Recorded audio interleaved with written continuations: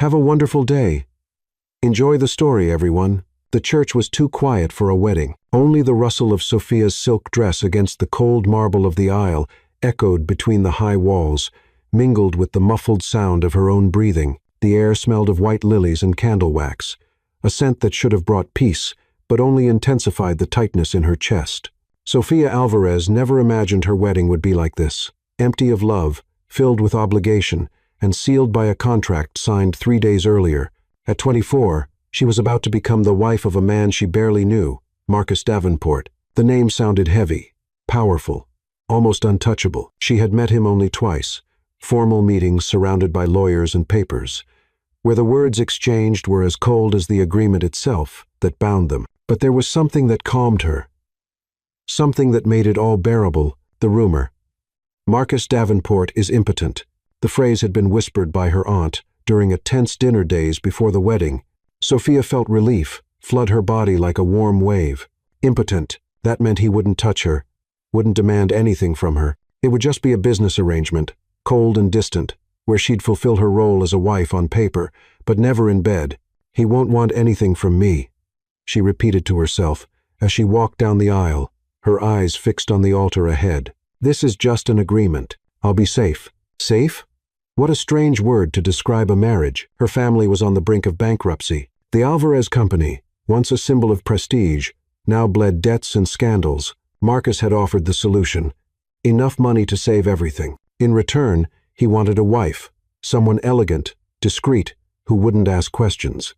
Sofia was the perfect candidate, or perhaps the only one desperate enough to accept. She raised her eyes and, for the first time, really saw him. Marcus stood beside the altar, hands clasped in front of his body, broad shoulders filling out his dark suit, with a presence that seemed to suck the air from the church. He wasn't smiling, showed no nervousness, just watched, and when his eyes met hers, Sofia felt something strange run down her spine. He doesn't look fragile.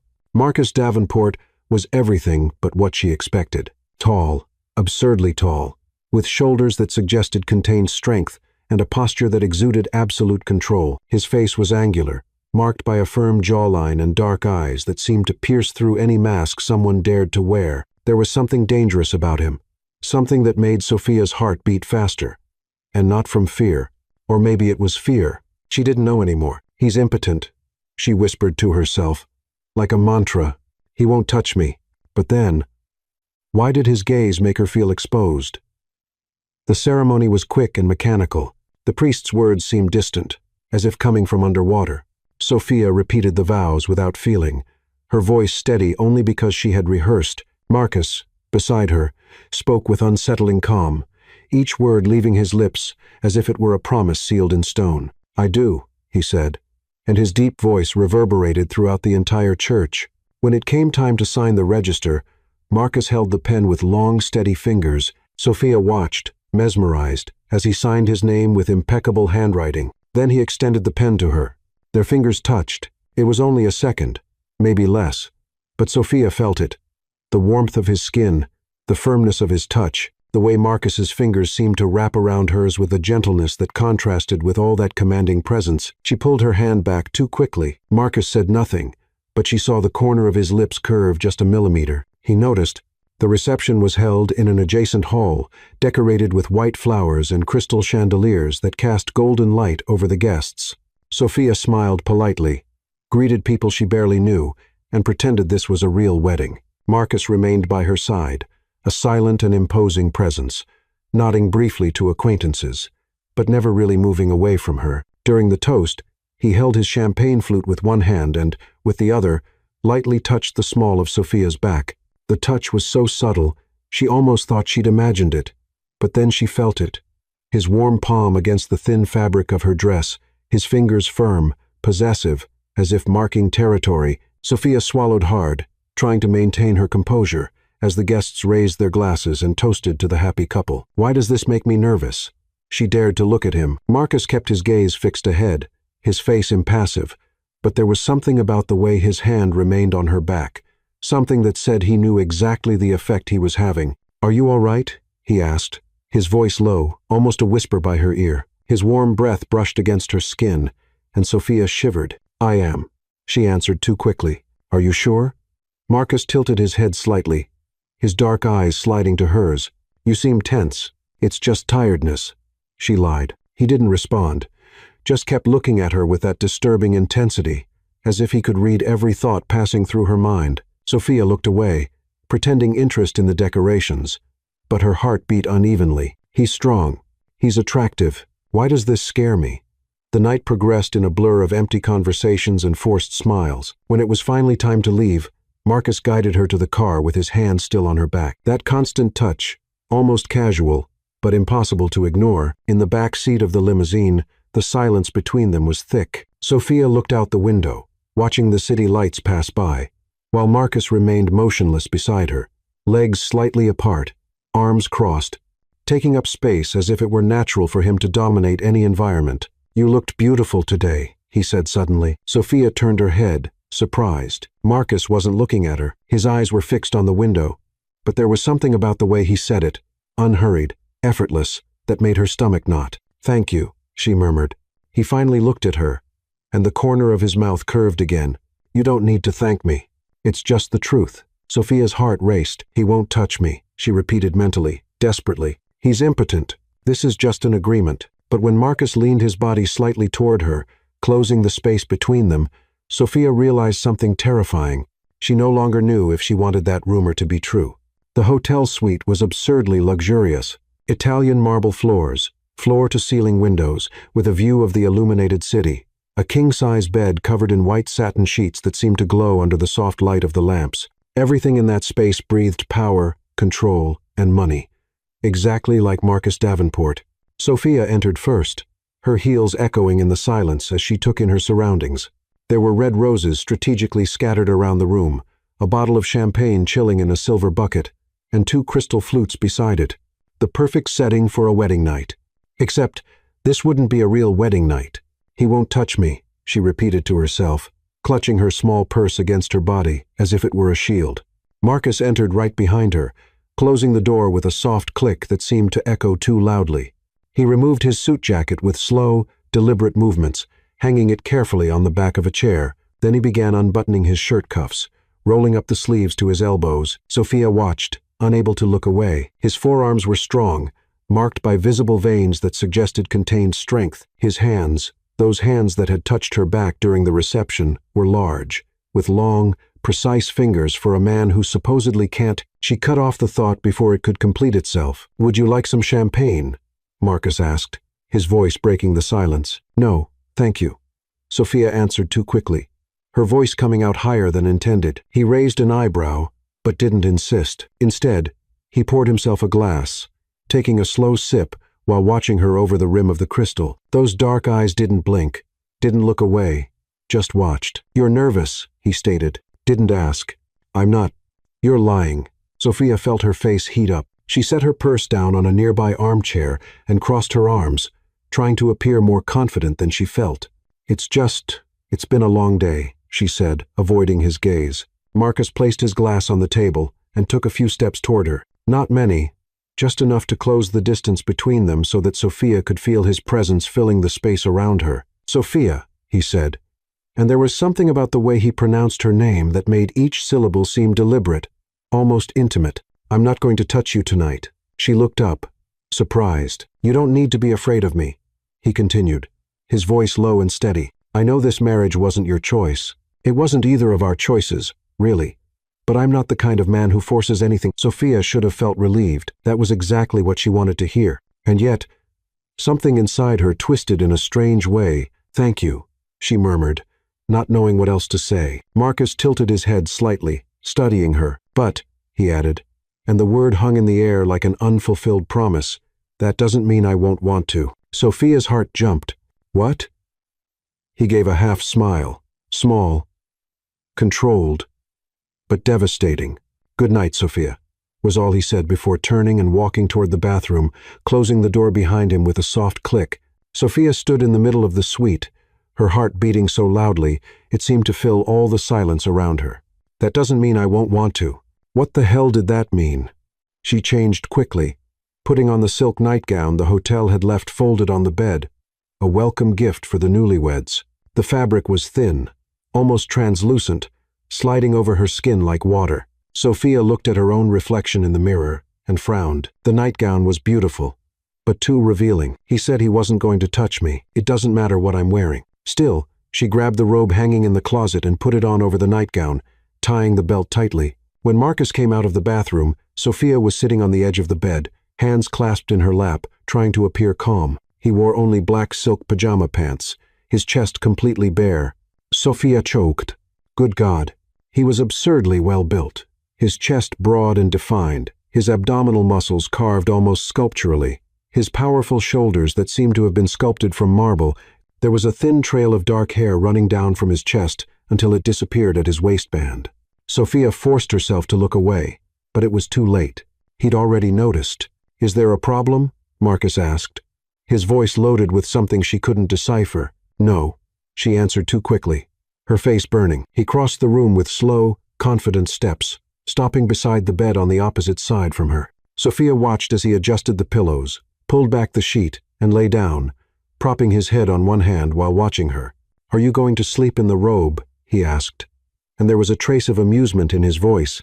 I'm cold, she lied. You're not. Sophia pressed her lips together, but didn't respond. Instead, she lay down on the other side of the bed, keeping a safe distance between them, turning her back to him. The silence that followed was suffocating. She could hear her own breathing, too fast, and felt his presence, warm, solid, impossible to ignore, just inches away. Sophia, Marcus said softly. Yes. She didn't turn around. You can relax. I promised I wouldn't touch you. I am relaxed. She lied again. There was a pause. Then why are you holding that pillow like your life depends on it? Sophia realized that she was, in fact, clutching the pillow against her chest hard enough to make her fingers ache. She released it slowly, but didn't turn around. Good night, Marcus. Good night, my wife. The way he said those last two words, low, almost possessive, made something twist in Sophia's stomach. She squeezed her eyes shut, trying to calm her racing heart. He's impotent. He won't do anything. You're safe. But when she finally began to fall asleep in the early hours of the morning, the last thing she thought about was the way Marcus had looked at her when she came out of the bathroom, as if she were the most fascinating thing he'd ever seen, as if he wanted to devour her whole. And the most terrifying part, she no longer knew if she wanted him to stay away. Sophia woke with the feeling that something had changed, though she couldn't identify exactly what. Morning light filtered through the sheer curtains, painting the suite in soft golden tones. She turned her head slowly and found the other side of the bed empty, the sheet still marked by the shape of Marcus's body. He'd already gotten up. She let out a breath she didn't know she'd been holding. Part of her, a small, treacherous part, felt a pang of disappointment. Idiot! She scolded herself. You should be relieved. The sound of running water came from the bathroom. Sophia took advantage of the moment of privacy to get up, walk to the window, and take in the view. The city stretched out before her, like a carpet of glass and concrete. Morning traffic, already beginning to pulse through the streets below. Everything seemed so normal, so ordinary, as if her life hadn't completely changed in the last 24 hours. As if she hadn't woken up next to a stranger who was now her husband. The bathroom door opened. Sophia turned instinctively and felt the air escape from her lungs. Marcus stood in the doorway, a towel wrapped low around his hips, droplets of water still glistening on his bare chest. His dark hair was damp, falling slightly over his forehead, and there was something almost vulnerable about the image, if not for the way he watched her with that intensity that made her stomach clench. Good morning, he said, his voice still rough with sleep. Good morning, Sophia managed to reply, forcing herself to look away, but not before seeing the corner of his mouth curve into an almost imperceptible smile. He knows exactly the effect he has. Marcus walked to the suitcase on a chair and began choosing his clothes for the day with unhurried movements, as if being half naked in front of her was the most natural thing in the world. Sophia kept her eyes fixed on the window, pretending absolute fascination with the urban landscape. Did you sleep well? He asked casually. Yes, she lied. In truth, she'd spent half the night awake, hyper-aware of Marcus's deep, regular breathing, the heat emanating from his body, even with the distance between them, the way he'd murmured something unintelligible in his sleep and turned toward her. That's good, Marcus replied, and she could hear the smile in his voice. He knows I'm lying. The following days unfolded in a strange dance of proximity and distance. Officially, they were on their honeymoon, a week at an exclusive seaside resort, away from curious eyes and family pressure, but the reality was very different from what Sophia had imagined. Marcus was attentive, absurdly attentive. He asked what she wanted for breakfast and memorized her preferences. He held doors open for her. He placed his hand on the small of her back whenever they walked together. He pulled out chairs for her to sit. Small gestures that should have been just courtesy, but seemed to carry something more, something that made Sophia's skin tingle every time he touched her. And he touched her frequently, never invasively, never too much, but always enough to remind her that he was there, that she was his, at least on paper. On the third day, they were walking along the beach at sunset. The sky was painted in shades of orange and pink, the sound of the waves creating a hypnotic soundtrack. Sophia had taken off her shoes and was walking on the wet sand, feeling the cold, rough texture beneath her bare feet. Marcus walked beside her, hands in the pockets of his white linen pants, eyes fixed on the horizon. He seemed relaxed, more than Sophia had ever seen him. Without the impeccable suit, without the rigid business posture, he almost seemed human. "Can I ask you a question?" Sophia said suddenly, surprising herself. Marcus turned his head toward her, one eyebrow raised. "Of course. Why did you agree to this marriage?" The words came out before she could censor them. "I mean, you don't need money. You don't need connections. So why?" Marcus stopped walking. Sophia stopped, too, turning to face him. The wind tousled his hair, and the golden light of the sunset highlighted the strong angles of his face. "You think I need to have a reason?" he asked, his voice low. "Everyone has a reason." He took a step toward her, just one, but it was enough to completely change the energy between them. "Maybe I was just tired of being alone," he said, and there was something dangerously honest in those words. Sophia felt her heart tighten. "So any woman would do." Marcus tilted his head, studying her. "If it were any woman, I would have chosen someone who didn't challenge me with every look." He took another step. Now he was so close that Sophia had to lift her chin to face him. "Someone who wouldn't stay awake all night trying to figure out if I'm dangerous or not." Sophia swallowed hard. "And are you?" she whispered. "Dangerous." Marcus raised his hand slowly, so slowly that Sophia had all the time in the world to step back if she wanted. But she didn't step back. His fingers touched her face with a gentleness that contrasted absurdly with all that commanding presence. He brushed away a strand of hair that the wind had blown over her eyes, sliding his fingertips along her temple, her cheek, until reaching her jawline. "It depends," he murmured, his voice low, "on what you consider dangerous." The touch was light, almost nothing, but Sophia felt as if every nerve ending in her body had awakened at once. She could barely breathe. "Marcus." His name came out as a trembling whisper. "Tell me," he ordered softly, his dark eyes fixed on hers. I don't know what to think of you." His mouth curved into a smile, small, controlled, but absolutely devastating. "Good," he said, letting his hand fall slowly. "Then we're even." He walked away, continuing along the beach as if nothing had happened, leaving Sophia standing in the sand, her heart racing, and her skin still tingling where he had touched. That night, Sophia took a long shower, letting the hot water wash away the tension accumulated in her muscles. But nothing seemed capable of washing away the feeling of Marcus's fingers on her face, the way he had looked at her, the silent promise that seemed to hover between them. When she came out of the bathroom, wrapped only in a towel, she found a new nightgown on the bed, not the silk one from the hotel. This one was different, white, lacy, shorter, more revealing. A gift, she realized. From Marcus. She should have ignored it, should have put on the pajamas she'd brought from home. But something, maybe curiosity, maybe defiance, maybe something more dangerous made her pick up the nightgown and put it on.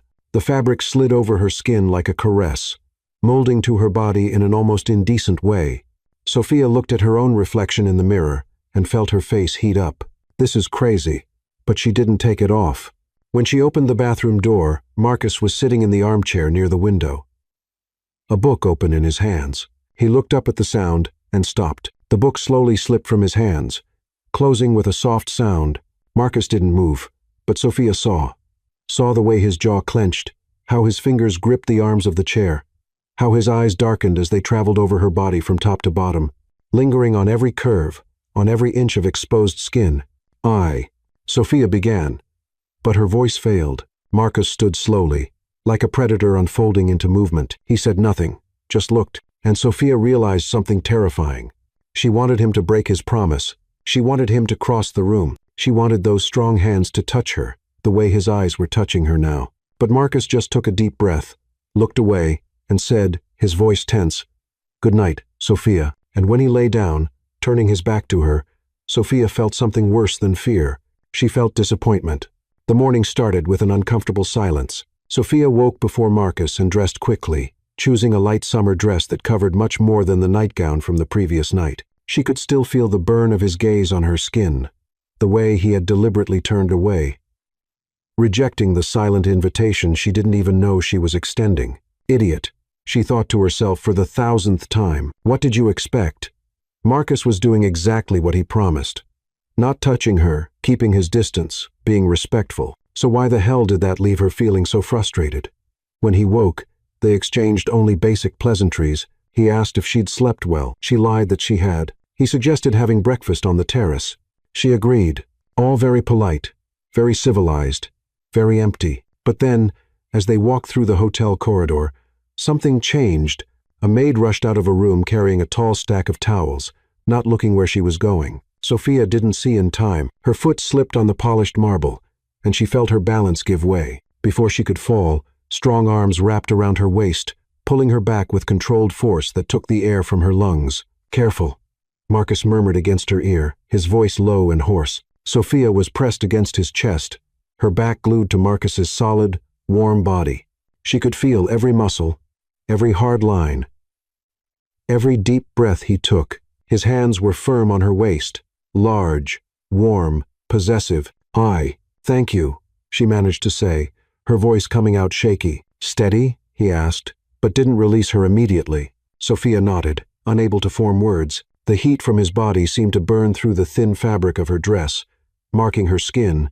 She felt Marcus's fingers contract slightly on her waist before he finally released her. But with deliberate slowness, as if memorizing the sensation, when she turned to face him, Marcus's eyes were darker than ever. "More careful next time," he said, but there was something in his voice that had nothing to do with concern for her safety. Sophia just nodded, unable to trust her own voice. Breakfast on the terrace should have been relaxing. The view was stunning. The ocean stretched infinitely, waves breaking softly on the white sand, seagulls dancing in the blue sky. But Sophia could barely appreciate it. She was hyper-aware of Marcus's every movement. The way he held his coffee cup, how his lips touched the rim of the glass, how his long fingers leafed through the morning paper. "You seem distracted," Marcus commented without looking up from the newspaper. "Just thoughtful," Sophia replied, stabbing a piece of fruit with more force than necessary. "Thinking about what? About you? About why your touch still burns on my skin? About why I want you to hold me that way again?" "Nothing specific," she lied. Marcus folded the newspaper slowly and watched her with that intensity that made her stomach turn. "You know you're a terrible liar, don't you?" Sophia felt her face heat up. "And you're a mind reader?" "I don't need to read minds when your face tells everything." "My face doesn't tell anything," she retorted, lifting her chin defiantly. Marcus leaned across the table, closing the distance between them. The movement was subtle, but Sophia felt it like an electric shock. "Your eyes tell," he said quietly. "The way you bite your lip when you're nervous tells. The way your breathing quickens when I get close definitely tells." Sophia couldn't breathe. "I don't." "You don't need to deny it," Marcus interrupted, a small smile curving his lips. "I like knowing that I affect you." Before Sophia could respond or explode from embarrassment, he stood and extended his hand. "Come on, I want to show you something." She hesitated for just a second before placing her hand in his. Marcus's fingers closed around hers, warm and firm, and something inside Sophia both quieted and awakened at the same time. Marcus took her to the resort's private beach. There was a small sailboat anchored in the shallow water, swaying gently with the rhythm of the waves. Sophia looked at the boat and then at him, suspicious. "You know how to sail?" "Of course," he replied, as if it were obvious. Of course he does, Sophia thought. Of course, he's perfect at everything. Getting on the boat proved more complicated than Sophia expected. The plank connecting the dock to the boat was narrow and slippery. She took the first step carefully, but felt her balance waver when the boat rocked. Instantly, Marcus's hands were on her waist again, firm and secure. Slowly, he murmured, so close that she felt his warm breath against her neck. "I've got you." Sophia had no choice but to trust him. She took another step, then another, with Marcus's hands guiding her, keeping her stable. When she was finally safely aboard, he didn't release her immediately. His fingers remained on her waist for a few more seconds, long enough for Sophia to feel his thumb trace a small circle against the fabric of her dress. A touch so subtle it could have been accidental, but Sophia knew it wasn't. When she turned to face him, Marcus was already moving away, preparing the sails with efficient, confident movements, as if nothing had happened, as if he hadn't just made her heart race with a simple touch. The sailing was surprisingly peaceful. Marcus maneuvered the boat with natural confidence, and Sophia found herself watching him, the way the muscles in his arms contracted when he pulled the ropes, how the wind tousled his dark hair, how his eyes gleamed in the sunlight. "Want to learn?" he asked suddenly. "What, to sail?" Sophia hesitated. "I don't know if—" "Come here," Marcus ordered softly, signaling for her to approach the helm. Sophia obeyed, and when she got close, Marcus positioned himself behind her, completely enveloping her, his arms extended on either side of her body, his hands covering hers on the helm. "Do you feel it?" he murmured against her ear. And Sophia no longer knew if he was talking about the boat or something completely different. She could barely breathe. Marcus's body was pressed against her back, solid, warm, impossible to ignore. She could feel his heart beating against her shoulder blade, or maybe it was her own heart. She didn't know anymore. "I feel it," she whispered, and the words came out loaded with much more meaning than intended. Marcus's hands tightened over hers, his fingers intertwining briefly. He tilted his head, and Sophia felt his lips brush lightly against her hair, so lightly it could have been just the wind. But it wasn't Marcus. His name came out like a sigh. Yes, his voice was hoarse, tense.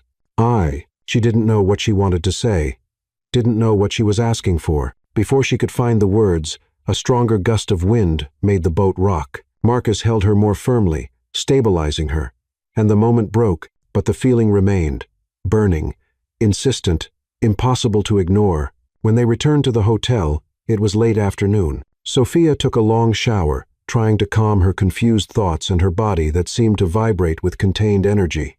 She put on another nightgown, this one less provocative, safer, and came out of the bathroom determined to keep her distance.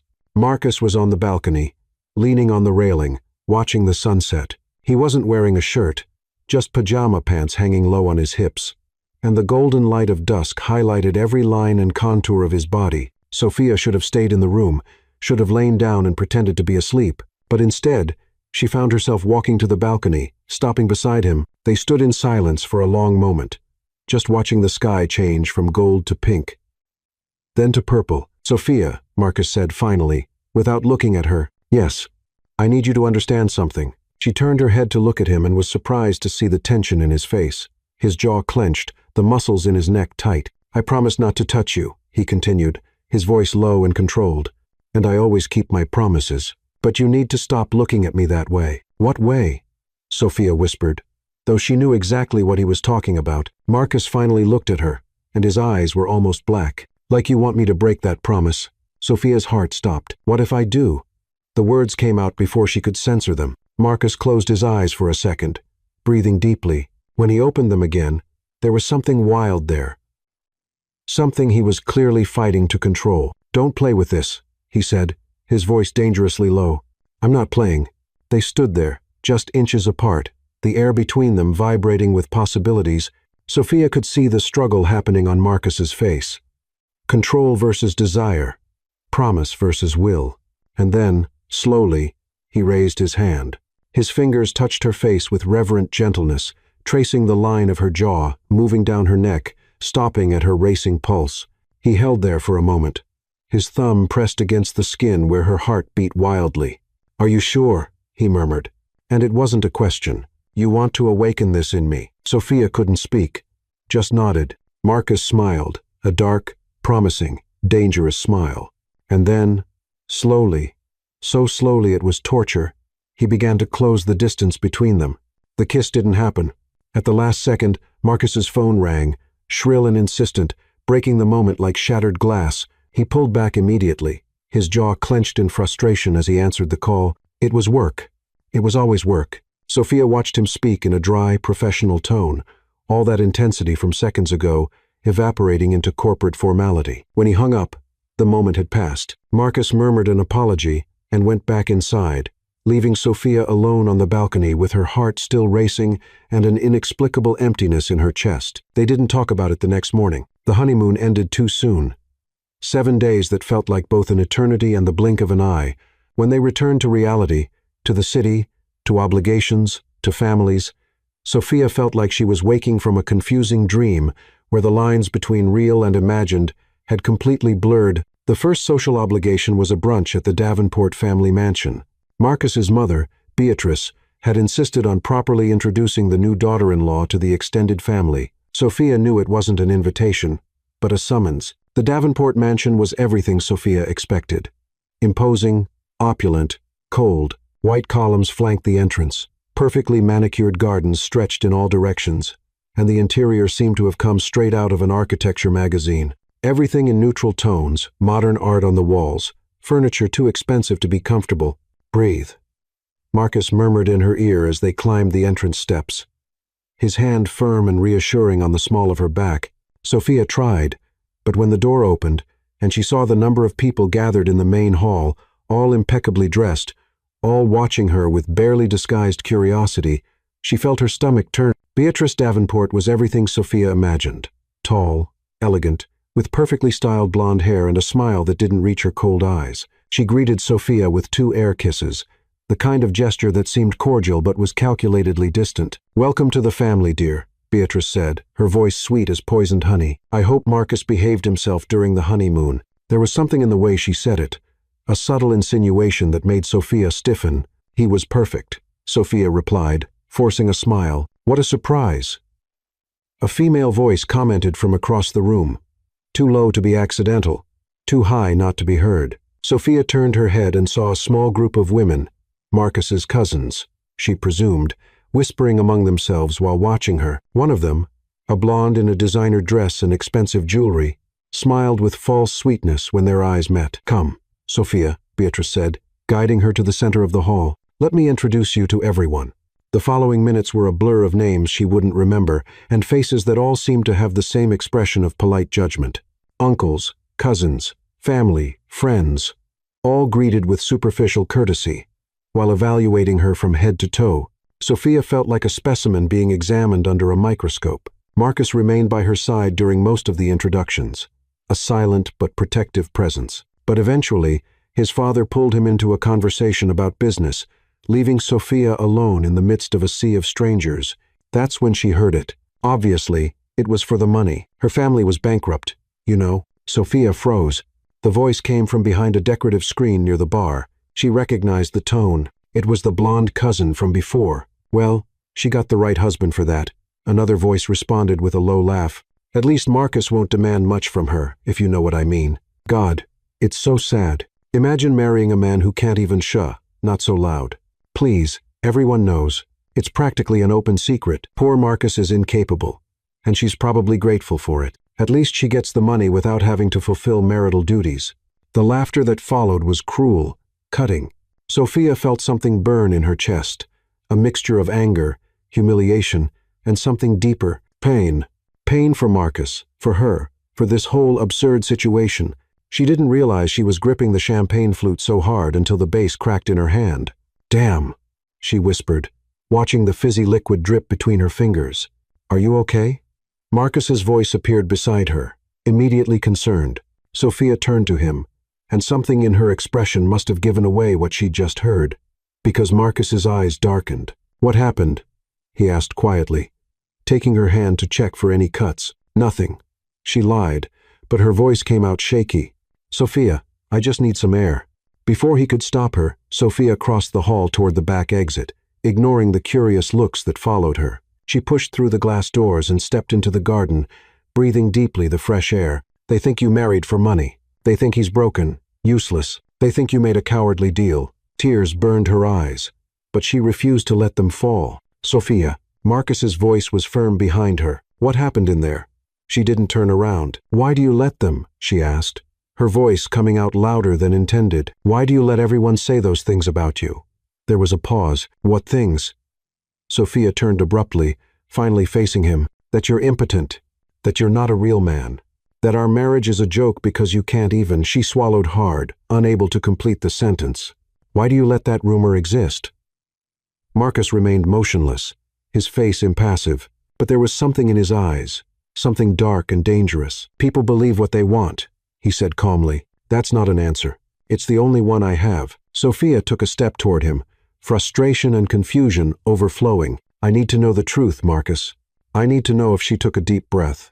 If all of this has been a lie from the beginning. He took a step toward her, eliminating the distance between them in one fluid movement. His eyes were fixed on hers, too intense to bear. "You want to know the truth?" he asked, his voice low and dangerous. "Yes." Marcus raised his hand, his fingers touching her chin and making her lift her face to look at him completely. "The truth," he murmured, "is that I let everyone believe that lie because it was convenient, because it gave me peace, because it kept people like them." He gestured vaguely toward the mansion away from me. Sophia could barely breathe. "But then you showed up," Marcus continued, his thumb tracing the line of her jaw, "with your defiant eyes and your determination to stay distant. And suddenly, that convenient lie became problematic." "Why?" Sophia whispered. Marcus leaned in, bringing his face close to hers until their breaths mingled. "Because I want you, Sophia," he said, each word deliberate and loaded with meaning. "I want you in every way a man can want a woman. And that damn lie is the only thing stopping me from showing you exactly how capable I am." Sophia's heart stopped and then raced. "Then show me," she challenged, her voice trembling but firm. Marcus's eyes darkened until they were almost black. His hands slid from her chin to the nape of her neck, his fingers tangling in her hair. "Not here," he said, his voice low. "When I show you, Sophia, it won't be in a garden where my family can interrupt us. It will be in a place where I can take all the time in the world to prove every word I just said." He pulled her closer, pressing his forehead against hers. "And when that happens," he whispered, "you'll understand why I let that lie exist. Because once I really touch you, once I have you completely, there'll be no going back for either of us." Sophia trembled, and it had nothing to do with the cold. "I'm not afraid," she lied. Marcus smiled, a dark, promising, absolutely devastating smile. "You should be." Before Sophia could respond, Beatrice's voice echoed from inside the mansion, calling them back. Marcus pulled back slowly, his fingers sliding through her hair before releasing her completely. "Let's go," he said, offering his arm. "Let's give them what they expect to see." Sophia placed her hand on his arm, still trembling from the words he had said, from the promises he had made. When they returned to the hall, she noticed that all eyes were on them, the cousins whispering, Beatrice watching with a calculating expression. But Sophia didn't care anymore, because now she knew the truth, and the truth was infinitely more dangerous than any lie. The days after the brunch at the Davenport mansion were strange. Marcus was more distant, not cold, but cautious, as if he were maintaining a deliberate distance. He left early for the office and came back late, always with excuses about meetings and urgent contracts. Sophia knew it wasn't a lie. He really was busy. But she also knew there was something more. He was avoiding being alone with her, avoiding the promise he had made in the garden. Sophia should have felt relieved. After all, wasn't that what she'd wanted from the beginning? Distance, safety, a marriage on paper only. But instead of relief, all she felt was empty and, maybe, just maybe, a touch of frustration.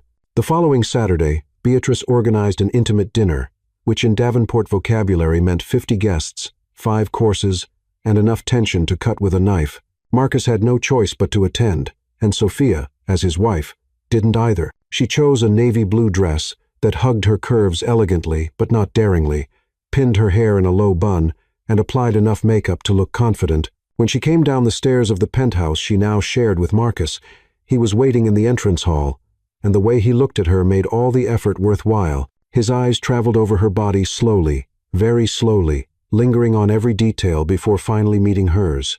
There was hunger in that look, raw, barely disguised hunger. "You look beautiful," he said, his voice low. "Thank you," Sophia replied, trying to sound casual despite her racing heart. Marcus took a step toward her, and for a moment, Sophia thought he was going to touch her. But he just offered his arm, maintaining that safe and frustrating distance. "Let's go. My mother hates delays." The dinner started as expected. Formal, boring, full of empty conversations about business and politics. Sophia was sitting next to Marcus, smiling politely, while an old, boring executive rambled on about the stock market. That's when she appeared. Natalie. Sophia recognized her immediately, even having never seen her before. Something about the way the woman entered the room with steps too confident, a smile too possessive, eyes that went straight to Marcus with a familiarity that made Sophia's stomach turn. She was stunning, dark brown hair falling in perfect waves over bare shoulders, a red dress that seemed to have been painted on her body, full lips curved in a smile that promised trouble. "Marcus, darling," Natalie purred, approaching their table with the grace of a panther. "It's been so long." Sophia felt Marcus stiffen beside her. "Natalie," he said, his tone carefully neutral, "I didn't know you'd be here." "Your mother invited me," Natalie replied, and her eyes finally slid to Sophia with a cold assessment. "You must be the wife. Sophia, right?" "Yes," Sophia replied, keeping her voice steady. "And you are?" "Natalie Whitaker. Marcus and I are old friends." The pause before friends was deliberate, loaded with insinuation. "Ex-fiancé," Sophia realized with a jolt. This was Marcus's ex-fiancé. "Nice to meet you." Sophia lied. Natalie smiled, a smile that didn't reach her eyes, and pulled out a chair, sitting on the other side of Marcus without being invited. "So, how's married life, Mark?" she asked, using an intimate nickname that made Sophia want to flip the table. "Everything you expected?" "Better," Marcus replied dryly. "How wonderful." Natalie picked up a wine glass and took a slow sip, her eyes never leaving Marcus's face. "You know, Mark and I almost got married a few years ago. We were engaged for almost a year before I realized it wouldn't work out." Sophia felt each word like a subtle stab. "Really?" she said, keeping her tone polite. "And why didn't it work out?" Natalie tilted her head, pretending to consider the question. "Let's say that there were certain incompatibilities." Her eyes gleamed with malice. "But I'm sure Marcus told you all about that." The insinuation was clear, brutal, designed to wound. Sophia felt anger rise in her throat like bile. But before she could respond, Marcus's hand found hers under the table, his fingers intertwining forcefully. "Natalie," Marcus said, his voice low and dangerous. "Careful." "With what, darling?" Natalie smiled innocently. "I'm just making conversation." The dinner that followed was torture. Natalie seemed to have made it her mission to monopolize Marcus's attention, touching his arm casually, laughing too loud at things that weren't funny, sharing intimate memories of when they were together with a familiarity that made Sophia want to scream. And the worst part, Marcus was being polite, maintaining his composure, not pushing her away rudely because that would be classless. But every touch of Natalie's on his arm, every look loaded with shared history, every word whispered too close to his ear made something dark and ugly grow in Sophia's chest. Jealousy. She was jealous. Violently, painfully jealous. And she hated every second of it. When they finally got home, Sophia was boiling inside. She entered the penthouse like a storm, throwing her purse on the couch and turning to face Marcus. "What was that?" she demanded. Marcus closed the door, his expression carefully controlled. "That was Natalie being Natalie. And you just let her. What did you want me to do? 'Cause a scene in front of 50 people? I wanted you to put her in her place." Sophia exploded, her voice coming out louder than intended.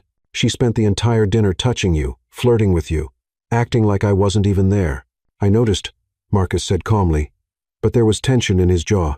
"And you did nothing. I held your hand all night. That wasn't enough?" Sophia felt tears of frustration burn her eyes, but refused to let them fall. "She made it very clear that you and she, that you had something real, and that I'm just what?" Marcus took a step toward her, his eyes darkening. A convenient substitute. The silence that followed was deafening. Marcus stood completely still for a long moment, just watching her. Then, slowly, he began walking toward her with deliberate steps. "You really believe that?" he asked, his voice dangerously low. "I don't know what to believe." Sophia backed up until her back touched the wall. "Everyone keeps saying that you can't. And then she shows up acting like she knows things about you that I'll never know." Marcus stopped inches from her, his hands pressed against the wall on either side of her head, trapping her. "You want to know what Natalie knows?" he asked, his face so close that Sophia could see the golden flecks in his dark eyes. "Yes, she knows I'm ambitious, that I work too hard, that I'm not easy to deal with." He leaned closer, his lips almost touching hers. "But you know what she doesn't know?" "What?" Sophia whispered, her breath failing. "How I get when I really want someone." His voice was hoarse, loaded with promise. "She never saw me lose control, never drove me crazy the way you do." Sophia's heart beat so hard she was sure he could hear it. "Marcus, you're jealous," he observed, and there was dark satisfaction in his voice. "I saw it. The way you looked at her every time she touched me, the way your jaw clenched, how you gripped your glass. So what? Sophia challenged, trying to sound stronger than she felt. So, Marcus smiled, that dark, dangerous smile that made her stomach turn. I like it. You like it? Very much. He raised one hand, his fingers tracing the line of her jaw, moving down her neck until stopping at her racing pulse. Because it means you care.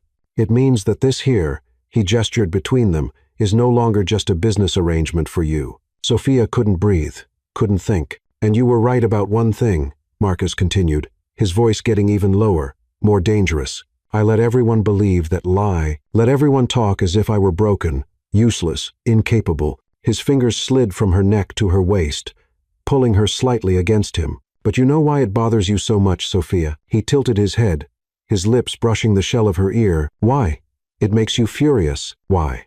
The word came out as a trembling sigh. Because you don't want it to be true anymore. His teeth lightly captured her earlobe, making her gasp. Because deep down, you want to know exactly what I can do, what I can make you feel. Sophia was trembling, her legs weak, her entire body vibrating with a need she no longer knew how to deny. Say it, Marcus ordered softly, pulling her even closer until there was no space between their bodies. Say what you really want. Sophia raised her eyes to meet his. Dark, intense, full of a hunger that reflected her own. I want. She took a deep breath, gathering courage. I want you to stop keeping your distance. I want you to stop treating me like I'm going to break. I want. What? He pressed, his fingers tightening on her waist. I want you, she finally confessed, the words coming out in a desperate rush. I want you to touch me, to show me that all of that is a lie. I can't take this distance anymore. This tension, this game of pretending I don't want you when Marcus kissed her. Finally, his lips took hers with a hunger that took the air from her lungs, an intensity that made her knees give way. It wasn't gentle. It wasn't careful. It was desperate, possessive. Full of all the tension accumulated over weeks, his hands were everywhere. Her hair, her face, her waist, her back, as if he couldn't decide where he wanted to touch her first. Sophia clung to his shoulders, returning the kiss with the same ferocity, all the jealousy and frustration transforming into pure need. When they finally pulled apart, both were breathless. That, Marcus said, his voice hoarse and his eyes darker than she'd ever seen, was just the beginning. Sophia could barely process what had just happened, her lips still tingling from the pressure of Marcus's kiss, her entire body vibrating with an energy she'd never felt before. She was pressed against the wall, her hands still gripping his shoulders, her eyes wide as she tried to catch her breath. Marcus remained close, dangerously close, one hand still on her waist, the other braced on the wall beside her head. He watched her with an intensity that made the air seem thick, loaded with possibilities. Sophia, he said, his voice loaded with warning, if you want to stop, you need to tell me now. She stared at him, seeing the struggle happening in his eyes. Control battling against desire, promise against need. He was giving her an out, one last chance to back away before they crossed a line that couldn't be undone. Sophia knew she should be sensible, should take a deep breath, step away, maintain the safe distance they'd established from the beginning, but she didn't want safety anymore. She wanted him.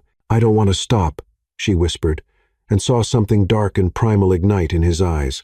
Marcus closed his eyes for a second, breathing deeply as if gathering the last fragments of control. When he opened them again, there was a decision there, a surrender. Then come here, he ordered softly, extending his hand. Sophia placed her hand in his, and Marcus pulled her against his body with a fluid movement that made her gasp. This time, when he kissed her, it was different, still intense, still desperate, but there was something more, an exploration. A promise that he had all the time in the world to discover every inch of her. His lips moved against hers with devastating skill, alternating between firm pressure and soft touches that made her tremble. When his tongue asked for entrance, Sophia opened for him without hesitation, and the low groan that escaped Marcus's throat made something tighten in her belly. His hands slid down her back, tracing her spine before settling firmly on her waist, pulling her even closer. Sophia could feel every hard line of his body pressed against her, every tense muscle, every evidence that the rumors were absolutely, unequivocally false. God. Marcus murmured against her lips, you have no idea how long I've wanted to do this. He traced a path of kisses along her jawline, moving down her neck, finding the spot where her pulse beat wildly. When he bit lightly there, Sophia couldn't contain the moan that escaped Marcus. His name came out as a plea. I know, he whispered against her skin. I know, sweetheart, but we're going slow. I want to savor every second of this.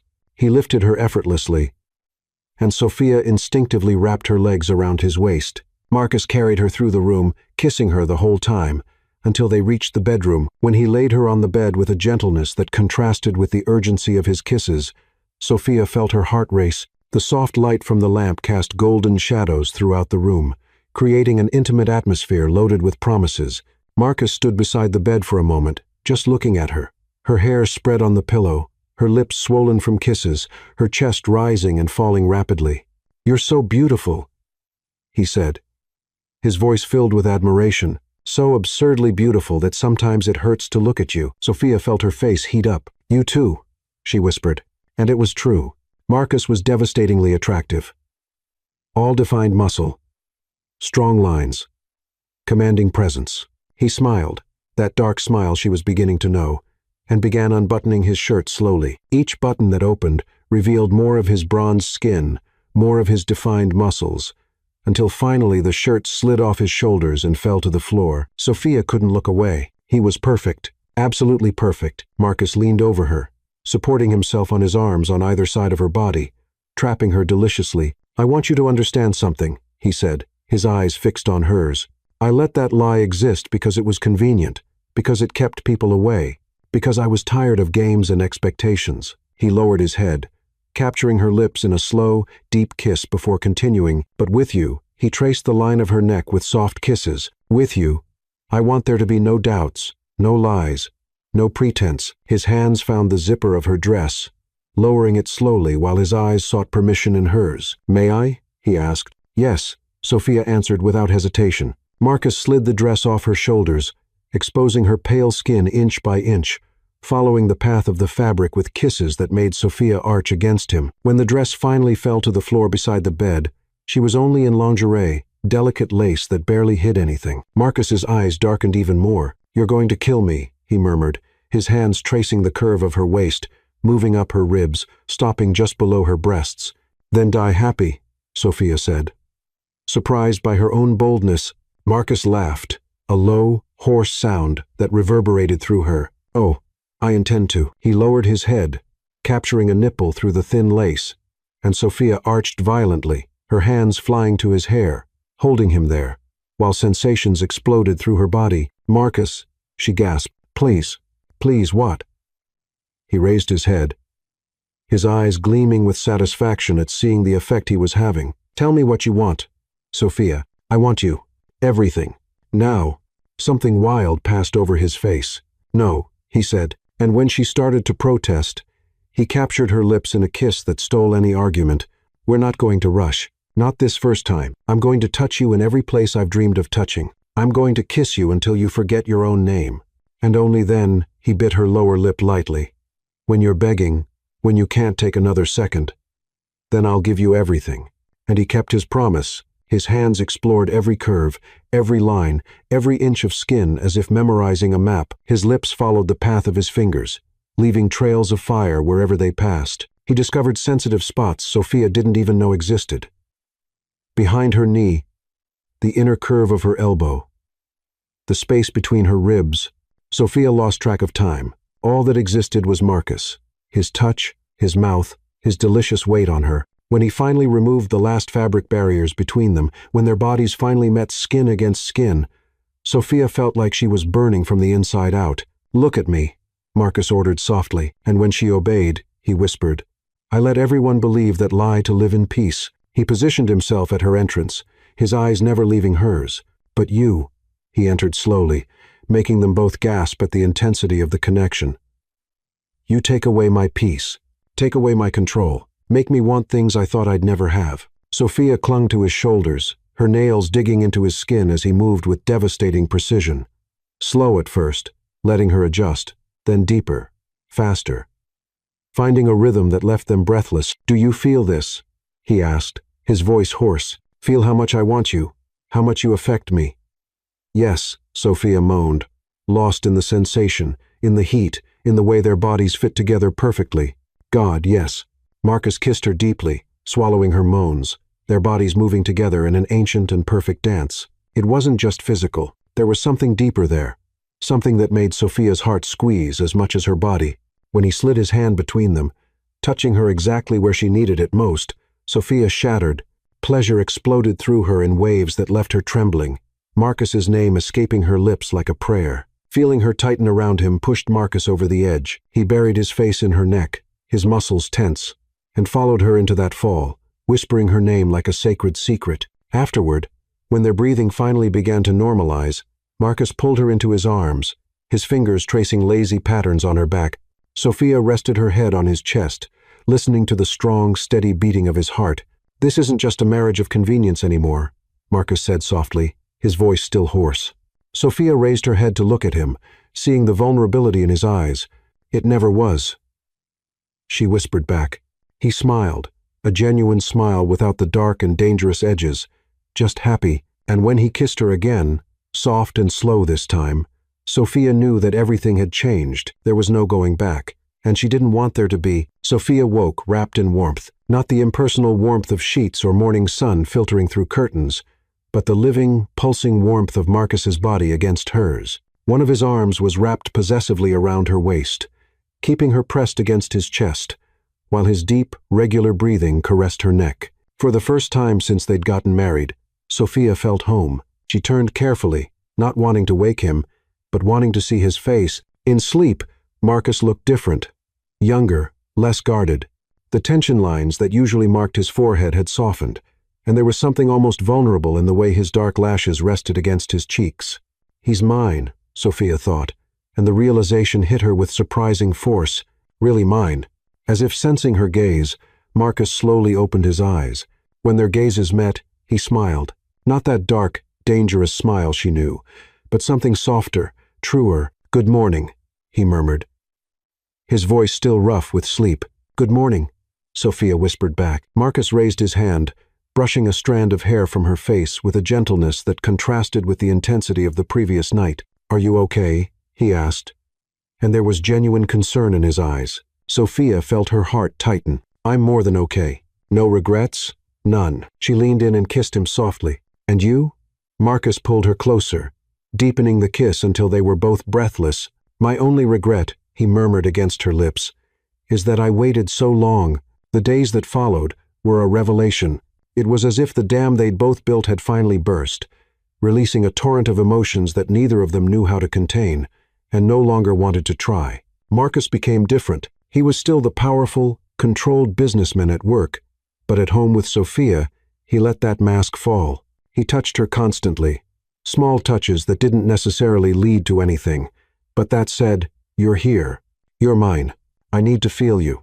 A hand on the small of her back when they passed each other in the kitchen, fingers intertwined while watching TV on the couch, a stolen kiss when she least expected it. And the nights were a constant discovery. Marcus was an attentive lover, almost obsessively focused on her pleasure. He learned her body as if studying for the most important exam of his life, memorizing every touch that made her gasp, every whispered word that made her tremble, every rhythm that took her to the edge.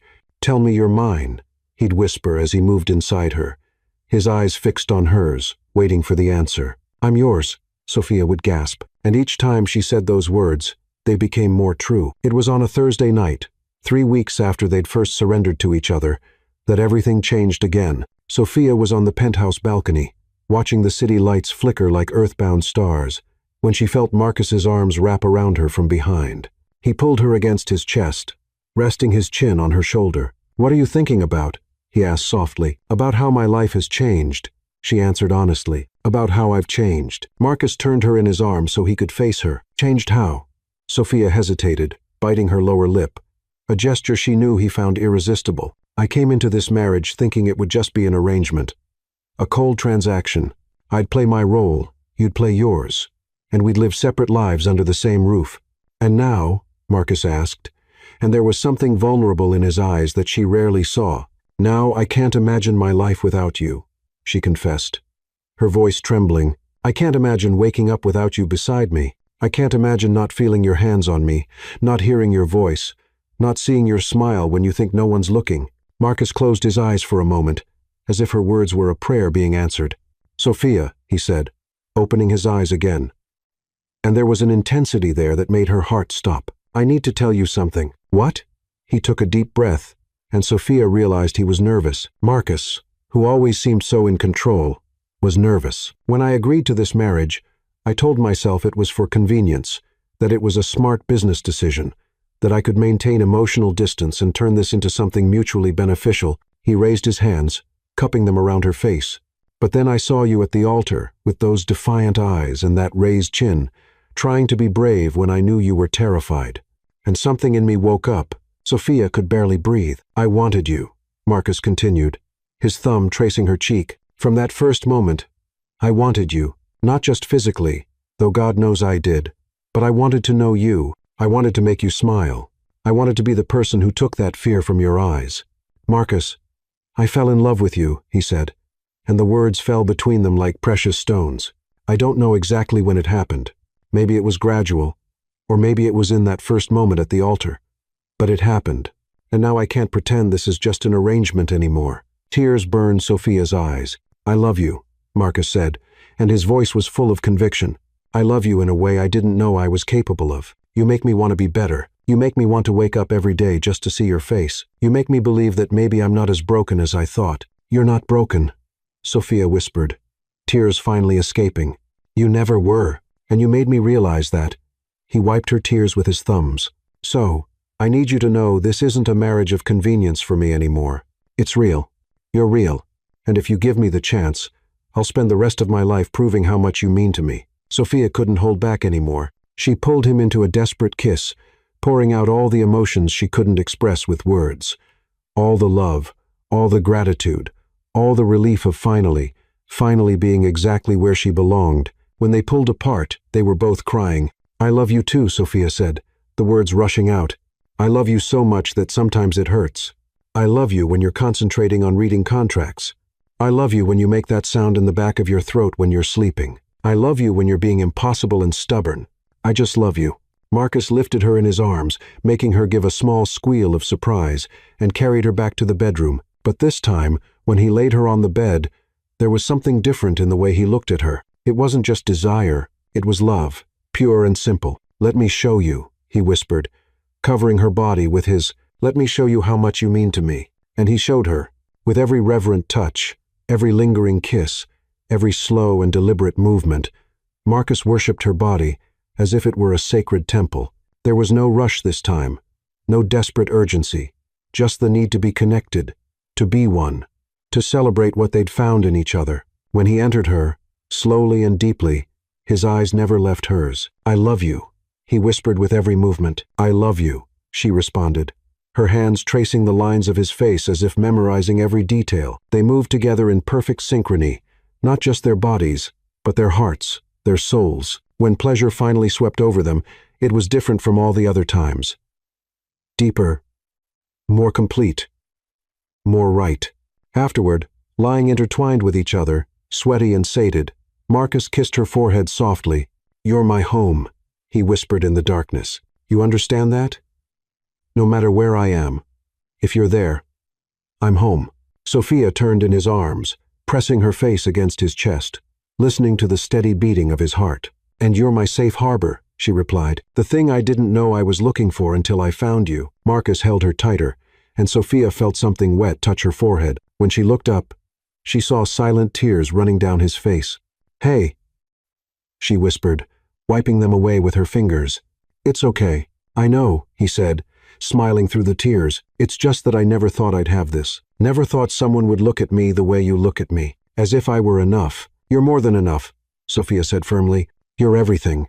They kissed again, slow, sweet, full of silent promises, and when they finally fell asleep, still intertwined, they both knew they'd crossed a threshold from which there was no return.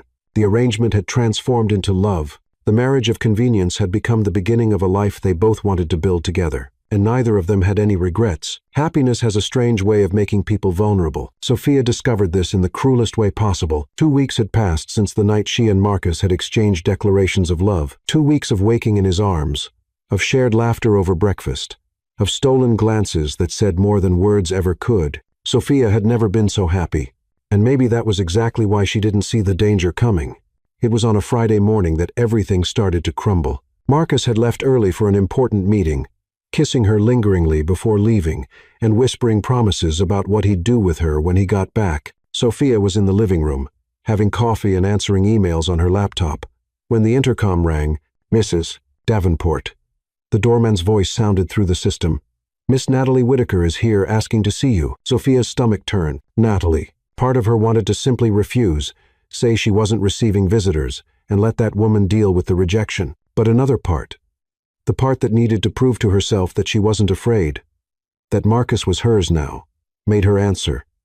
"You can send her up."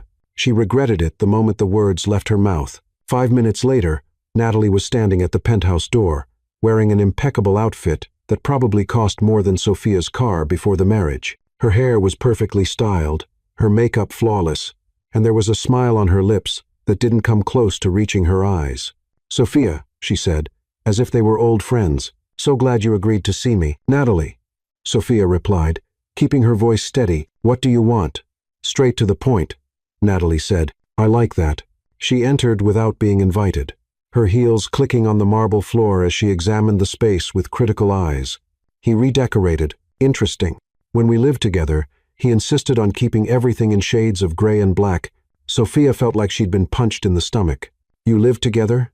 Natalie turned, and there was triumph in her smile. "Oh dear, Marcus didn't tell you." "Wait." She tilted her head, feigning surprise. "We lived together for almost 2 years. Before we got engaged, of course. This penthouse was practically mine, too." "Breathe," Sophia ordered herself. "She's trying to provoke you." "That was in the past," Sophia said, raising her chin, "and if that's all you came to say, I think you should leave."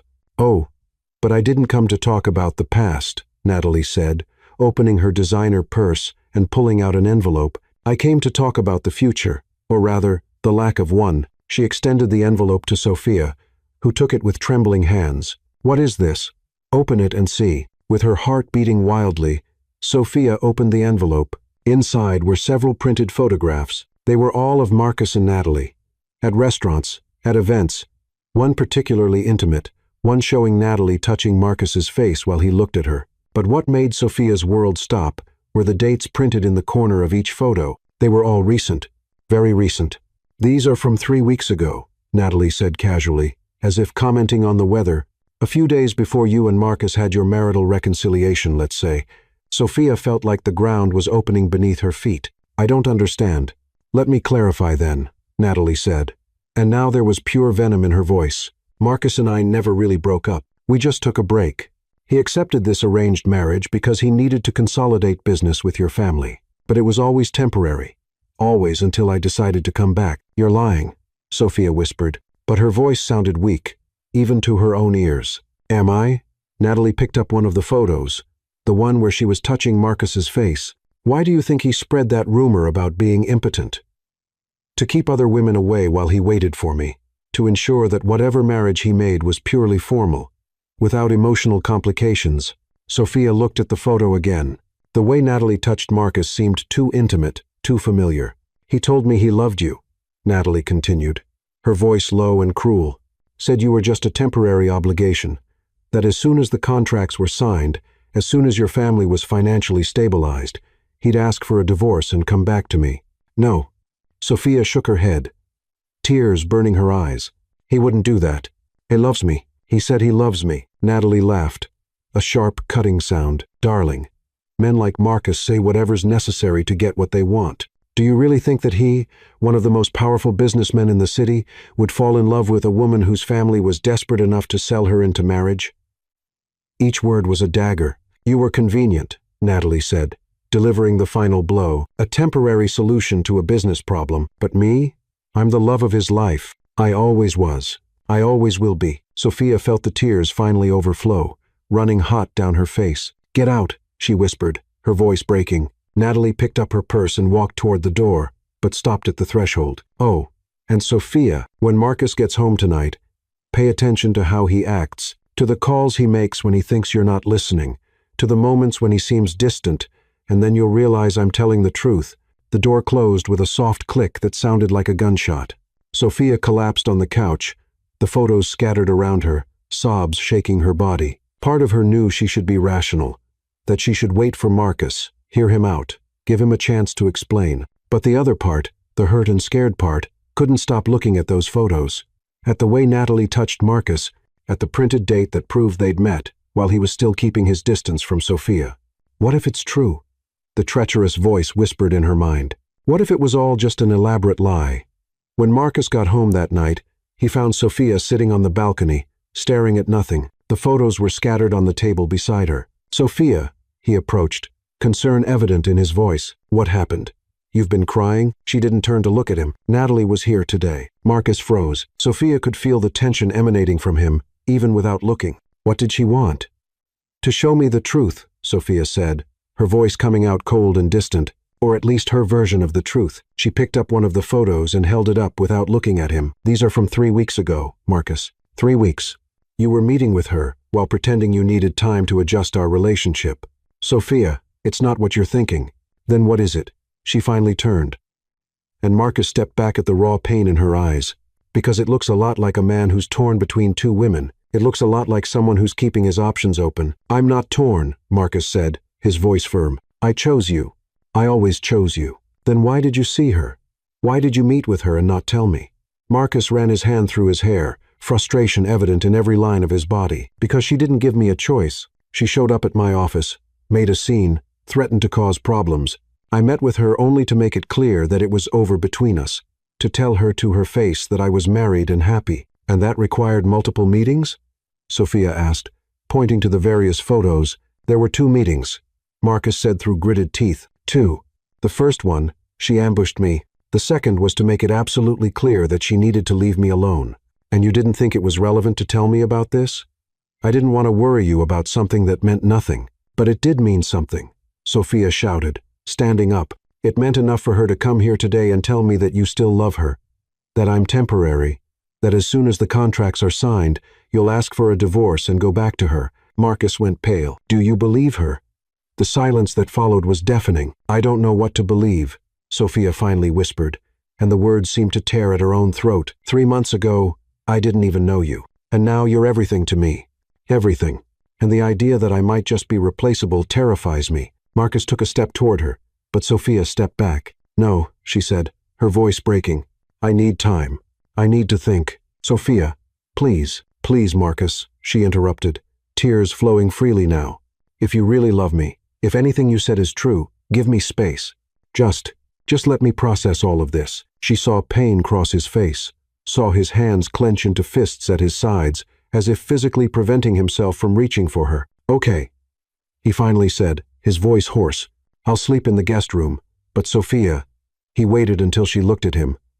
Nothing Natalie said is true. Nothing. You're not temporary. You're not replaceable. You're the only real thing in my life, and I'll prove it to you no matter how long it takes. He turned and walked into the penthouse, leaving Sophia alone on the balcony with her tears and her doubts. And for the first time since they'd surrendered to each other, Sophia felt the cold, paralyzing fear that maybe, just maybe, she'd been foolish to believe that fairy tales could be real. 3 days. 3 days of deafening silence.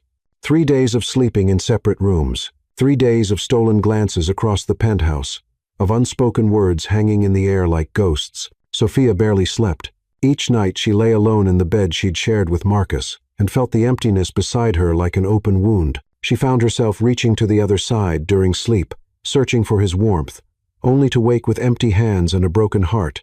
Marcus respected her request for space, but Sophia could see the suffering written on his face. He seemed not to be sleeping either. There were dark circles under his eyes, and he moved through the penthouse like a ghost, avoiding her, but at the same time seeming to gravitate toward her whenever they were in the same room. On the morning of the 3rd day, Sophia awoke with sudden, painful clarity. What am I doing? She got out of bed and walked to the window, watching the city awaken under a sky tinged with pink and gold. And then, as if a fog were finally lifting, she saw everything with perfect clarity. Natalie hadn't shown any real proof, just photos that could be easily explained and poisonous words designed to plant doubts. And Sophia had let her. She'd allowed fear and insecurity to eclipse everything she knew to be true about Marcus. The way he looked at her when he thought she wasn't watching, with a breathtaking reverence. The way he whispered her name in his sleep, as if even in dreams he searched for her. The small gestures of care, coffee prepared exactly the way she liked it. a blanket left over her when she fell asleep on the couch, her favorite flowers mysteriously appearing in a vase every week. He loves me, Sophia realized with absolute certainty, and I let a woman who doesn't know what she lost make me doubt that she needed to fix this. Now, Sophia showered quickly, dressed, and left the room determined to find Marcus. But when she reached the living room, the penthouse was empty, too quiet. Her heart tightened. Did he already leave for work? This early? She was about to pick up the phone to call him when she heard it. A muffled sound coming from the balcony. Sophia walked over there and stopped at the threshold, her heart breaking at what she saw. Marcus was leaning on the railing, his back curved, his head down, and from his tense shoulders, from the way his hands gripped the railing hard enough to make his knuckles white, Sophia realized he was crying silently alone. Broken. Marcus, she whispered, her voice loaded with regret. He turned abruptly, and what Sophia saw on his face almost destroyed her. His eyes were red, his face marked by tears he clearly hadn't bothered to hide. There was a raw vulnerability there that she'd never seen before. Sophia, he said, his voice hoarse, I didn't know you were awake. You're crying, she said, taking a step toward him. Marcus quickly passed his hand over his face, as if he could erase the evidence. I'm fine. No, you're not. Sophia took another step. And it's my fault. It's not. It is, she interrupted, her own tears beginning to fall. Marcus, I'm sorry. I'm sorry for doubting you, for letting her words get to me, for pushing you away when what I should have done was listen to you. Marcus stood still, as if afraid to move, as if one wrong move could shatter this moment. You have every right to doubt, he said quietly. I should have told you about the meetings with Natalie, should have been transparent. I just didn't want anything from that past to taint what we have, what we had. The word in past tense made Sophia move. She crossed the balcony and stopped in front of him, raising her hands to hold his face. What we have, she corrected firmly, present tense. Now, because I'm not going to let the past, not mine, not yours, not anyone else's lies, destroy what we've built. Marcus closed his eyes, and more tears ran down his face. Sophia, I spent 3 days torturing myself with doubts, she continued, her thumbs wiping his tears. 3 days questioning everything. But you know what I realized this morning? He opened his eyes, and there was hope. So fragile there. It was heartbreaking. What? That I didn't marry you for safety.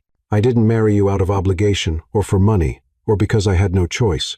Sophia took a deep breath, letting the next words come from the deepest and truest place in her heart. I fell in love with you without realizing it. I fell in love with the way you smile when you think no one's watching. I fell in love with how you hold my hand like it's the most precious thing in the world.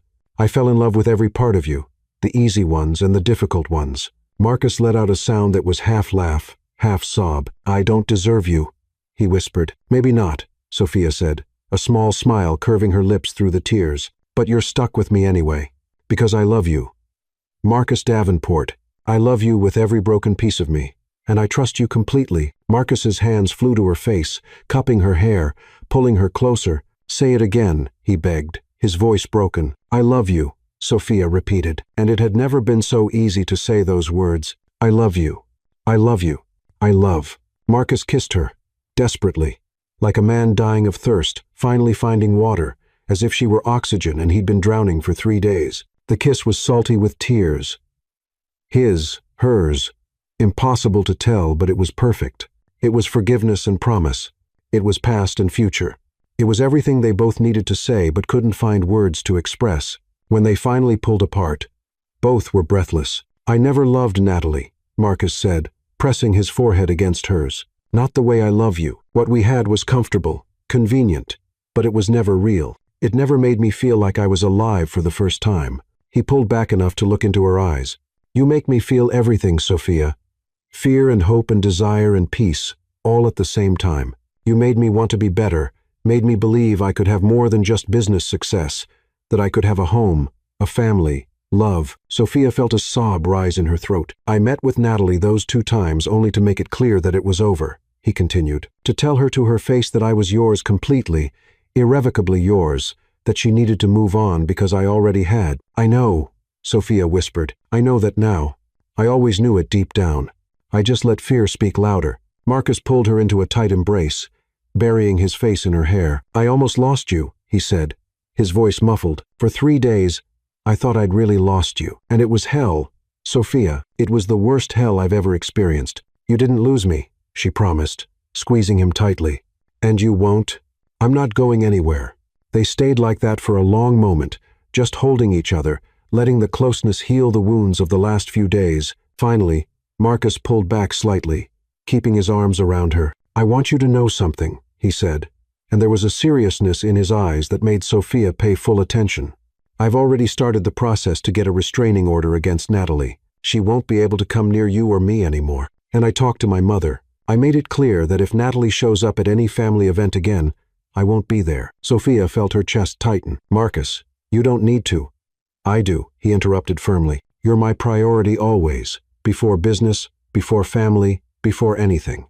And I'll never again allow anyone to hurt you or plant doubts between us. He took her hand and pressed it against his chest, where his heart beat strong and steady. This heart beats for you, he said, only for you. And it will keep beating for you until the last day of my life. Sophia couldn't speak. She could only cry and nod, love overflowing so intensely it hurt. Marcus lifted her in his arms effortlessly, making her wrap her legs around his waist. Now, he said, his eyes darkening with a mixture of love and desire. I'm going to take you to our bed, not the damn guest room bed, and I'm going to spend the rest of the day showing you exactly how much you mean to me. Marcus, Sophia whispered, touching his face softly. I already know. Doesn't matter. He began walking toward the bedroom. I'm going to show you anyway. Today, tomorrow, every day, for the rest of our lives. Because you deserve to know every single day how loved you are. And he showed her, with every reverent touch, every passionate kiss, every whispered word of love and adoration, Marcus proved that she was and always would be everything to him. When they finally lay intertwined, sated, and at peace, Sophia traced lazy patterns on his chest. No more secrets, she said softly. No more distance. Just the two of us. Being honest with each other. Just the two of us, Marcus agreed, kissing the top of her head. Forever. And for the first time in 3 days, they both slept deeply, safe in each other's arms, knowing they'd weathered the storm and come out stronger on the other side. The arrangement had transformed into love. The marriage of convenience had become the greatest truth of their lives. And together, they were ready to face whatever the future brought. In the end, Sophia discovered that rumors never defined who Marcus really was. The man everyone judged incapable proved to be the most capable of all. Capable of loving deeply, of choosing truth over convenience, of transforming a cold arrangement into a home full of warmth. She learned that true love doesn't come without fear, but that it's worth facing it. Because sometimes, the person you least expect becomes exactly what you always needed. And have you ever let fear prevent something real from blossoming? Or did you have the courage to believe, even when everything seemed uncertain?